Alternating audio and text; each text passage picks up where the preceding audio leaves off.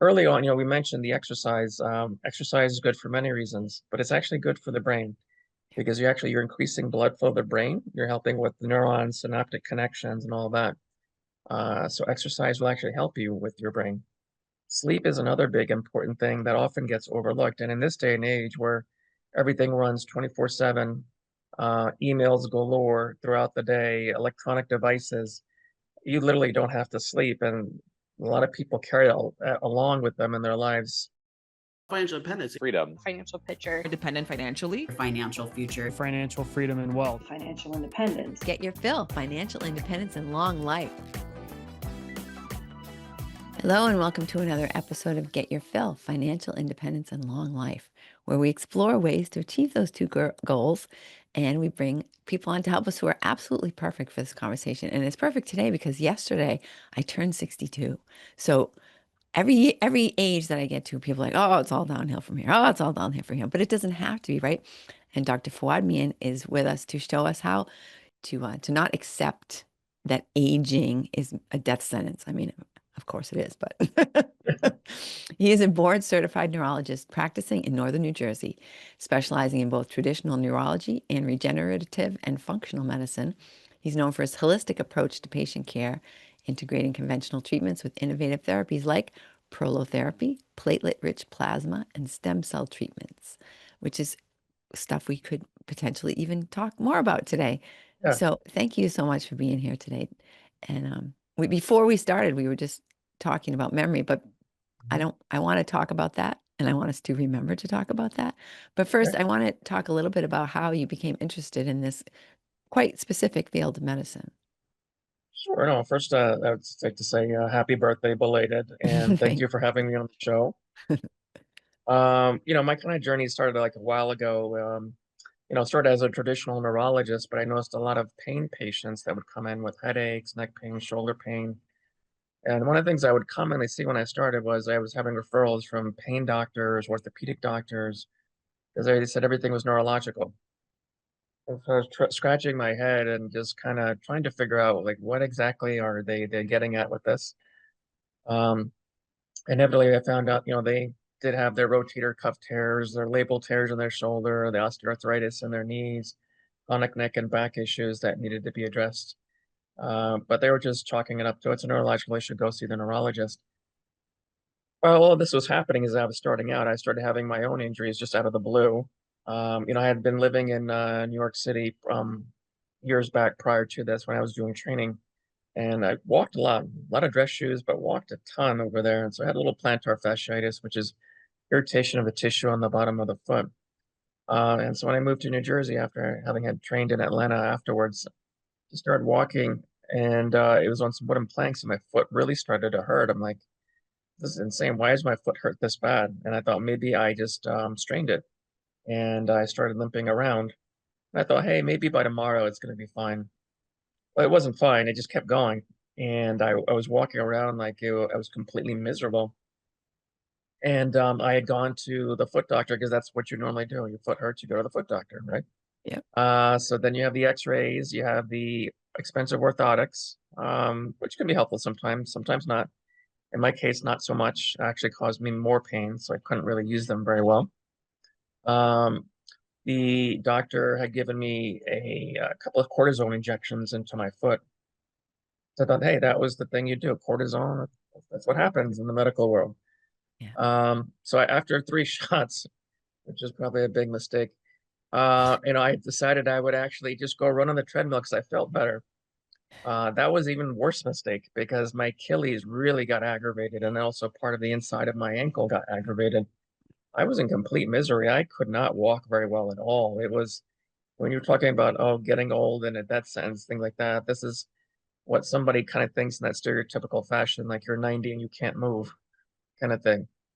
And I was miserable. I gone through a couple of different treatments with the foot doctor and eventually is like for your Achilles, well, you know what? Maybe we just shave the back of the bone down and reattach the tendon, and that sounds great.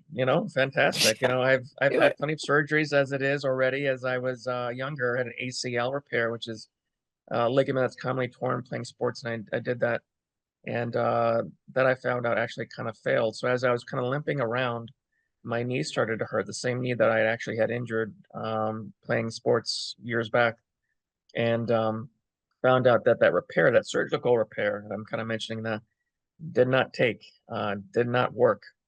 So I went through all of that for nothing, and that was a pretty miserable to feel like that way afterwards too as well. Then while I was actually at the gym and lifting some weights, I actually let one of the weights slip, and so I injured a small joint in the front of my shoulder.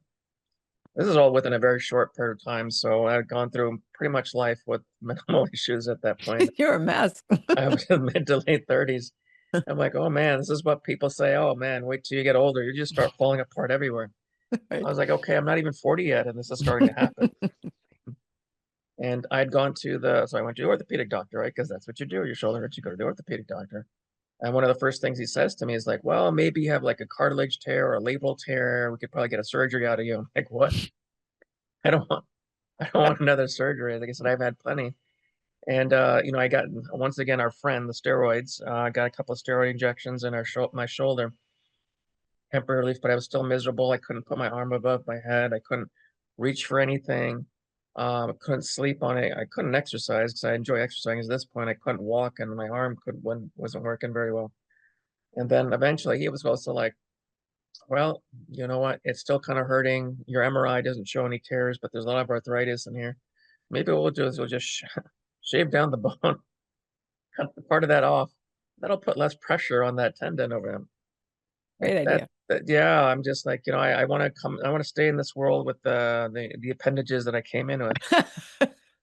And I was just like, this is crazy. This is so basically I'm basically told I have to chop things out, or I have to take pain medications for God knows how long, and then assume that, hey, maybe at some point, who knows when, that some of this stuff will actually get better. And that, Magically. yeah, magically. And that wasn't something I could really accept. Like I said, I already gone through surgery. I've failed knee surgery. I've had other surgeries too as well. And just because you have surgery doesn't mean that things are fantastic afterwards either. You can still have issues. Right. And the steroids, inevitably, they're actually toxic to bone, tendons, ligaments, all of that. It's actually it actually eats away at things. And I can tell that because when I had gotten the steroid injections, I had looked at some of the arthritis before that, but then after the steroids, it accelerated that arthritis in my shoulder. I had actually a little bit of inflammation in my wrist here, called synovitis, was extra fluid, so it was inflamed and it inflamed the tendons on the back of my hand. I had done a little bit of like a steroid in there, and that steroid actually also wore away actually at the joint. And so when it wore away at the joint, I was just like, this is probably not the best thing in the world to do. And doing this with patients isn't something that I want to continuously do it too as well.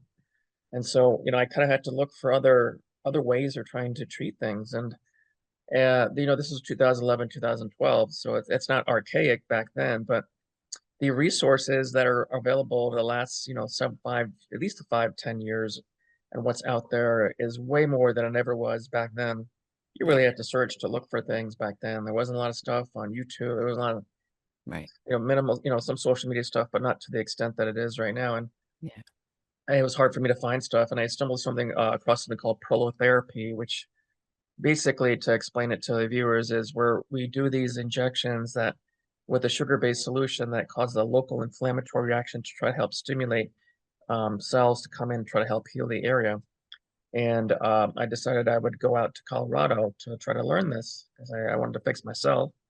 And I thought maybe we could start implementing this with patients. And while it did help me with the Achilles, I still needed to do more treatments. And eventually I got into platelet-rich plasma, or PRP, very shortly afterwards. And that's when we take the blood out, we spin it down, we concentrate these growth factors, and then use guidance to inject them back in to the areas of damage, wherever that may be.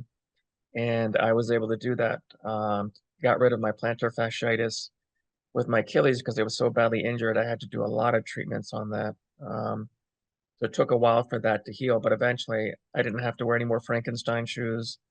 I could walk normally. I can run on the treadmill.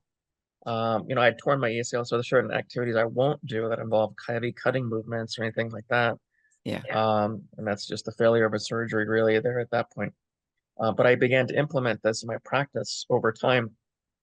And I always get constantly getting more and more training and all of that too as well, to try to perfect things. And we saw how profoundly it would actually work to help our patients over time to prevent them from having surgery, and not go the same kinds of things that I did and not have to rely on drugs too as well, Yeah. pain medications.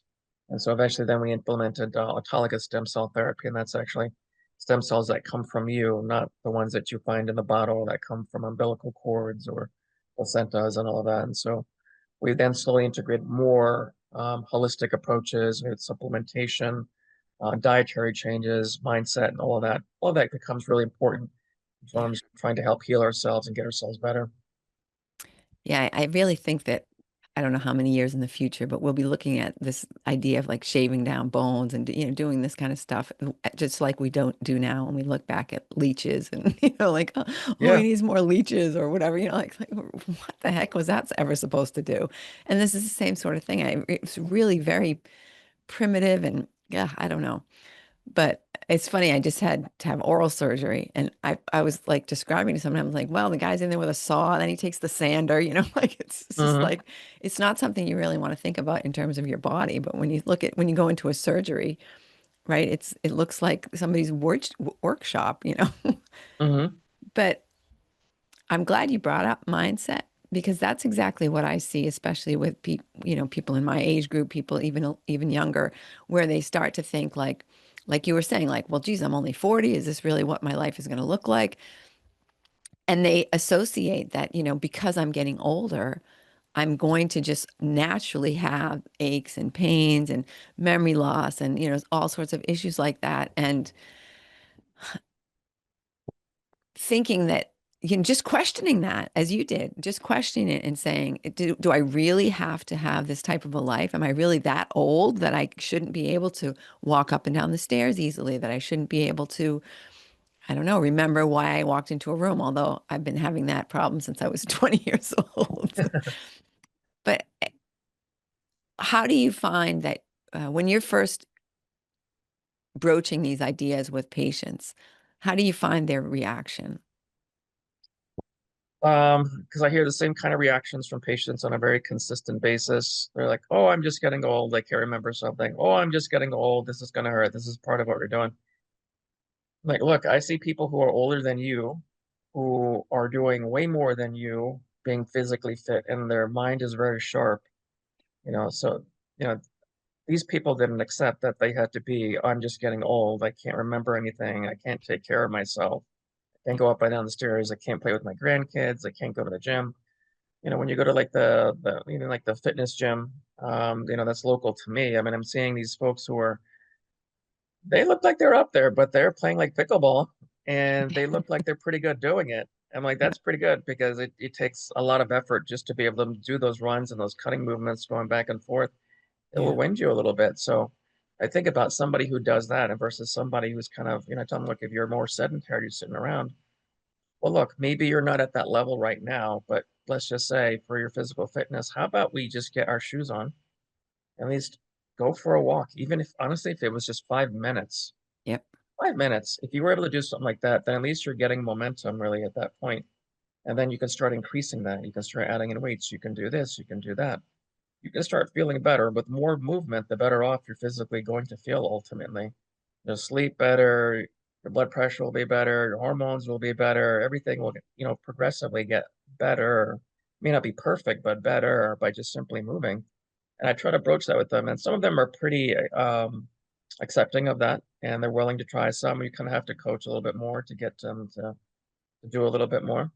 yeah, Um, the same thing I kind of do also with memory and mindset and all that. The thing is, it's you're trying to practice positive thoughts and positive actions on a daily basis. And right, honestly, it is actually hard because we're taught to be more on the negative side about, okay, this problem is this, this is that, this is that. And right. then when Let's you be do that kind of, critical. yeah, just overly critical on ourselves and it weighs ourselves down. And then it's hard to do anything. Yeah, It's hard to do your job. It's hard to deal with your kids, your spouse. It's hard to go get some exercise. And so if you come from that kind of mindset and you're not actually actively working on it, whether it's through mindfulness meditation, Tony Robbins has something called priming. which can be pretty helpful too and pretty powerful if you're doing it on a consistent basis. So if they're able to do that, then they can really propel themselves in terms of anything that they're doing, including their fitness, their mind, and everything else. Yeah, it's interesting what you said about even 5 minutes a day. I try to tell people who are um, interested, oh yeah, I should really do something. And I just say, get up 5 minutes earlier and walk for 1 minute. Just like get your stuff on and just walk around the outside of your house or the inside of your house or whatever. Walk up and down the stairs for 1 minute. And then next week, so do that every day for a week. And then next week, do 2 minutes. And the next week, do 3 minutes. And by the end of the year, right, you're at 52 minutes. And Yeah, it was really easy. It was like nothing. I started with absolutely, like literally nothing.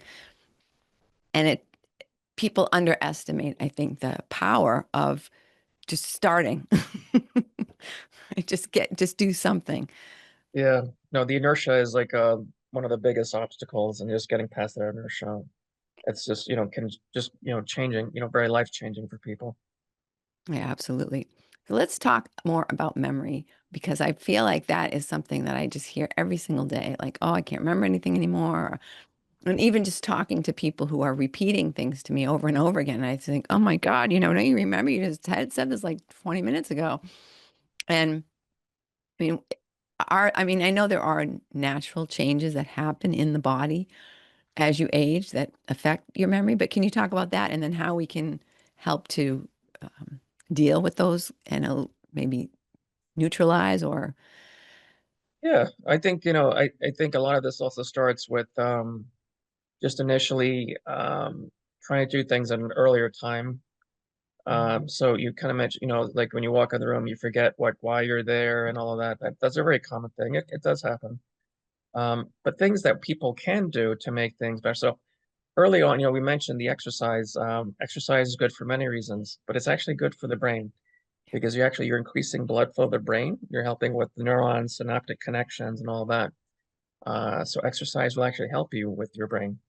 Sleep is another big important thing that often gets overlooked. And in this day and age where everything runs 24/7, emails galore throughout the day, electronic devices, you literally don't have to sleep. And a lot of people carry along with them in their lives throughout the entire day and entire evening. And so when you're not sleeping, you're not consolidating information, you're not resting, you don't know what you're doing when you're going into a room and trying to figure it out. You don't know where your keys are, what you had for breakfast, or was I supposed to make a right turn here? Like when I was like driving the car, kind of yeah, thing. So sleep is very paramount. There are a lot of hormones that also kind of come and go during the course of the night too, as well. You really need to focus on that, and that's really, really important ultimately. And so that's getting rid of the electronic devices, maybe 2 hours before bedtime. Maybe it's that meditation and mindfulness too as well. In the just give a quick little story, and I'll leave the sleep thing here. But during 2012, Superstorm Sandy kind of came up into our area and knocked out the power, at least in our area, for like a week. And there were some people I had at the time. They're treating them from other reasons. Someone said, "Oh, I can't sleep. I can't sleep. Doesn't matter what I do. Doesn't matter what I take. I just can't sleep." Well, lo and behold, when there was no power, there were no devices that you could use because it was very hard to even just charge your phone at that time. Everybody was sleeping fantastic. There are people who yeah. said they couldn't sleep for years, all of a sudden were sleeping incredibly well. And they realized like, oh my God, it's really all the stuff that I've been doing this whole time. And it honestly really is for a lot of people. And then it's, quiet the mind down with meditation and things like that. So that's also really important. The third thing I would say also is diet. Diet is huge, huge, huge, huge. Um, and without getting into all the nuances, everything, certain things can cause more brain fog and cause more problems ultimately in people too as well. So a common thing, and it may not apply to everybody, but things like gluten, say for instance, gluten, whether or not you have celiacs or not is debatable, but some people may have a sensitivity. Some people can feel more achy, but some people feel more foggy after they eat this stuff. There could be more insulin resistance. And when you have more insulin resistance, that's also going to start glycosylating or tagging brain cells and other cells in your body. And it actually is going to destroy your brain more over time by doing things like that. Wow. Um, For some people, other things can be inflammatory, whether it's like dairy, soy, sugar, for sure. If there's excess amounts of that, that can and is toxic to the brain too as well. So sometimes just cutting out these things, seeing what really how you react to things can make like a huge difference too as well. For some people, I'll give general advice, eating lean meats, wild caught fish, those kinds of things are always helpful depending on your person's dietary regimen or what they can or cannot eat. A lot of vegetables in the diet, but basically it comes down to a lot of minimizing processed foods in general for people. Back then when I was growing up as a kid in the late 70s, early 80s, it was a lot of Wonder Bread, TV dinners, Coca-Cola. That was normal back then. Everybody was like doing that, right? Yep. We do that now. I mean, I think I had like 2 sips of soda in the last year.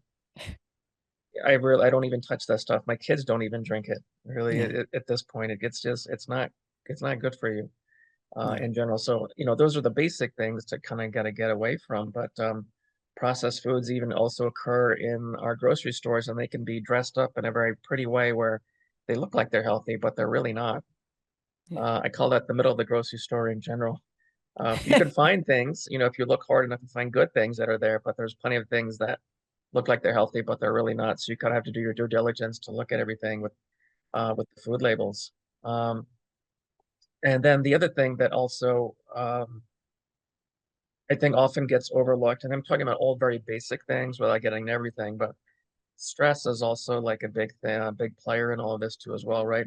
So if we're stressed beyond the max, and for some people, a lot of people, I always ask people, like, oh, depending on what they're coming at, oh, how's your stress been? Like it's the normal stress, you know, I deal with it every day. Like stress isn't actually normal. Yeah. And so they kind of just think it's a normal part of their life, and to feel this stressed and this anxious about things. It Yeah. has an impact on the mind too as well. Your cortisol levels are going up, you're increasing more inflammation, more insulin resistance in your body. You're really breaking down everything because instead of, you've heard of fight or flight when maybe in biology, high school, for those of us who may maybe remember that or may not remember that part, but you're constantly being revved up the whole time. You're not calming down. Yeah. Your body needs that ultimately. So being able to mitigate and minimize stress the best we can is really important. Sometimes whether that's meditation, whether that's working with somebody, whether that's going out with your friends and talking to them or enjoying an activity of some sort, that's also really important. But those are some basic core things that often get overlooked. And people hear about like, oh yeah, like yeah, but they're never really implementing these kinds of things and trying to fix them. And that's really important. Initial steps first before getting into more nitty-gritty stuff. Yeah. Yeah. Just to follow up on some of the things that you said there, I know when people think I'm nuts, but before I go to bed, I unplug my modem because I do sleep better Mm, without that. mhm. I don't know, that energy or whatever. I mean, it is sending off little signals all over the place. And I feel like that. I can feel the difference when I do that. And, versus like if I stay at someone else's house or whatever, and, that's all happening. And I don't know if that could help other people. I know someone who comes to my workspace. She said that it used to be below their bedroom, where the modem was below their bedroom. And as soon as they moved all the modem stuff to a different part of the house, that they felt a real difference because it's not right underneath them. Yeah. When you were talking about like brain cells being killed by things like, excess sugars and things like that, can they be rebuilt? Or are you just sort of like, sorry, that's your new brain level? I think so. There are a lot of things are being challenged in today's world or whatnot. But we do know that, for instance, like increased blood flow will increase, help with the neurons and all of that. But while you are damaging cells and there may be a little bit of turnover, what can happen is something called plasticity, where there are different synaptic connections that start occurring, and you can recircuit everything. I kind of also give you more of an extreme example of this. So think of somebody who has had a concussion, they've smacked their head, and they've hurt themselves. Um, they don't stay where they're brain foggy and dizzy and headachy all the time. Most in general will get better. Not everybody, but most people will get better ultimately because things are being rewired, right? So there's some level of damage on a microscopic level where things are rewired and they're able to function better ultimately. So, our bodies are resilient. They have the capacity to do and change things too as well, no matter what age we are, no matter how old we think we are. we have that capacity.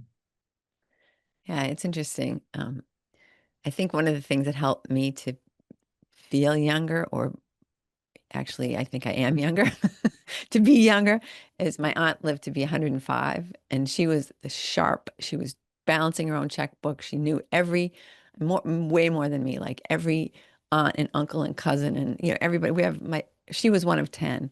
So you can imagine at 105 how many grandchildren and grandnieces and nephews and all that were running around, and she knew every single one of their names and their birthdays and who they were married to and all that stuff. I mean, I have no clue. I walk into a family gathering and I'm just like, I think I recognize, I could name off 5 people and the rest of them are strangers. But Yeah, she was so sharp right to the very end. So I feel like that's my role model. But I feel like that helps. I mean, I guess what I'm saying is, does a person's perception of where they're at in their timeline impact what they're willing to accept from themselves? yeah, I think so. I mean, I I think it's not only just examples of things, but just getting to your point there about how she was able to remember all those things. Think about, I mean, obviously we're we're, at least I know I'm on the older side here. Um, but there was a time where we didn't have these phones. We didn't have anything, right? It was just Right. the thing where you kind of had to ring it, Exactly. You have push to the remember everybody's button. phone number. Yeah, you would know what they are. You had them like in a book too as well, in case you had a bunch of them. Yep. But you would know at least 10 numbers like off the top of your head because you Yep. memorized it. Yep. Just even when in school, we'd memorize like multiplication, division. It was just in your head constantly. Right. And so you were constantly using your mind to stimulate itself to try to remember things. But think about how things are now. Things are so simplified. I barely know 2 numbers because there's a Rolodex of things that are in there. I know my Right. number, my wife's number, my mom's number, 3 numbers, Yep. right? But in the time before that, I would know like many numbers off the top of my head with absolutely Yeah. with All your friends, all your best friends, could you be dialing them all the time? yeah. And I think it's just technology has made things a bit easier. So we're kind of willing to let that go like a little bit to a certain extent, and then it becomes a bit tougher. And I feel like it kind of permeates into other things that we do where we're like, okay, well, I can't remember this person or I can't remember that person. So I think life was really different back then. I Yeah. definitely think, should always aspire to do, try to work towards something like that. But I feel like there's just definitely like an over reliance on technology for a lot of things. Yeah. Um, and sometimes that can be to our detriment in terms of remembering things ultimately. Yeah. And I know that's one of my favorite expressions. Someone asked me a question. I don't know, but Google knows. Hmm. It's like, I don't need to remember anything because it's right in my hand right now. Yeah. Which, it's good and bad, right? It knows more than I would have remembered anyway, but there are some things that could have potentially been remembered. But what about things that we consider to be like things you read about? Should I be doing crossword puzzles? Should I be doing Sudokus and reading the newspaper and, things like that? Do those things help your brain to stay more plastic or elastic or whatever you say about a brain? Yeah, yeah. So I mean, all those things are important. So yeah, you can do all those things, activities, because you have to stimulate your mind in some capacity. Sometimes socializing is also another way of doing that too, as well, right? Yeah. Social interaction and makes people feel better in general. Most people, not everybody, most people. But that also helps stimulate the mind. And then when you're a better elevated mood, you're remembering things, you feel better about things. These games and activities are all well and good because they're constantly doing repetitive activities and trying to pick up patterns and things like that. That's what we normally do. Well, what a lot of us normally typically do throughout our lives, depending on interactions with people or our job or different things, we're always looking at patterns of things, and that kind of helps stimulate those same kinds of activities too as well. So I'm all for those kinds of things where people Yeah. can remain active. I mean, there's another one called Brain HQ, which is I think is pretty good too as well. Yeah.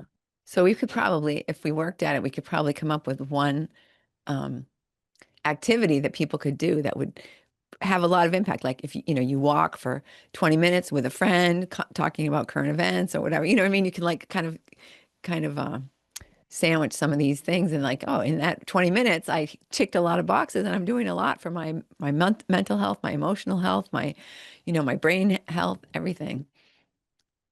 Yeah, and then you could kind of finish it off with a little bit of Sudoku or crossword puzzle right after that. You got the Exactly. blood flowing to your brain anyway, so at that point you're actually primed to actually do like a mental activity. Yeah. So you've given us some really fantastic tips of things that we can do without having to consult you. But how does somebody know that they're sort of ready, that they really need to speak to you or someone like you to get to get, have that Yeah. next level of support? Well, I feel, the biggest thing I would say is that if whatever's going on is impacting their life, this is what I see in the office. It's impacting your life, or here's another big one too as well. It's your family or your spouse's life because they see it. A lot of times we may not see what's happening with ourselves, but the people around us do. And so if they're recognizing and they're seeing and they're telling you, then you probably have a problem then at that point. If you see it yourself, you have a problem for sure at that point. And Yeah. so you need to definitely see somebody like myself or somebody that's local to you. And what's the best way for people to reach out to you if they wanted to at least have a consultation? Yeah, so a couple of different ways. We have a couple of different websites. One's on the regenerative side, one's on the medical side. It's one is Advocare Neuro Wellness MD.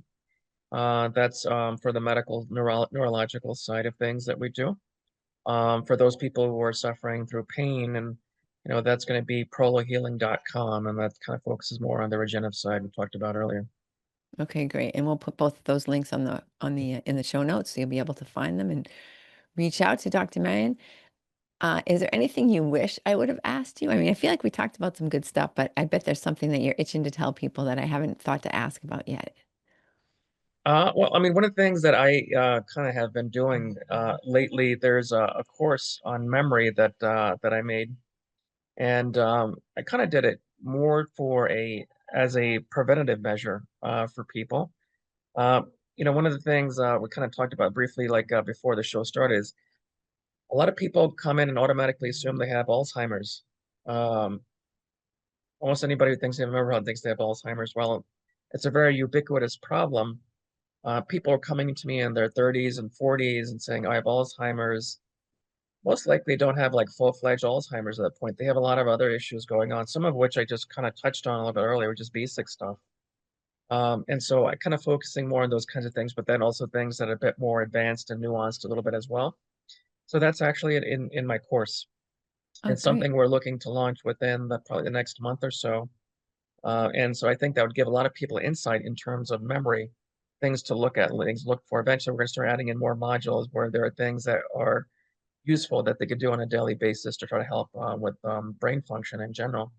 But I felt like I wanted to do this because I don't think anybody's really doing this. Nobody's really talking about it. It's just maybe it's in some books here and there, maybe it's on the internet here and there, but there's no Yeah, practical way of looking through things in a way that's easily explained to people. And so that's what I wanted to do in this course. that's fantastic. And I have to say that I really love how many tips and things that you've given the viewers and the listeners that have nothing to do with medicine, right? You don't need a steroid injection. Just Yeah, try this. I mean, I was told that my shoulders, because I had like for a while it was painful to sleep on my shoulder. And the doctor said, well, you have arthritis here. You're always going to have that pain. And I was like, I'm not going to accept that. That's ridiculous. So I just started yeah, doing, different exercises and going to the gym and doing different things, and it's fine mhm, now. I don't have yeah, there's nothing, right? And it's just yep, like when the only tool you have is a hammer, every problem looks like a nail, right? And that there's a lot of absolutely. that going on, especially as we were talking about before, how many specialists there are that, right? This is all I do, right? I'm an osteo, whatever. And so I'm going to shave off your bones. Like, okay. Yeah. God. Thank you so much for being with us today. I really appreciated talking to you. And like I said, I love your attitude. I really appreciate your energy. Yeah, no, I definitely appreciate being on the show and I really enjoyed today. Thanks. And viewers, I bet if you could probably come up with a Rolodex to bring that word back into the fray, a litany of people who could benefit from this, from all the things that Dr. Mayan has shared with us today. I mean, think of somebody right now, somebody who has pain, somebody who has memory issues, somebody who isn't at where they want to be for sleeping, for stress, for anything, and just like share this episode with them. They will really appreciate it, and we'll appreciate it too. Have a wonderful week.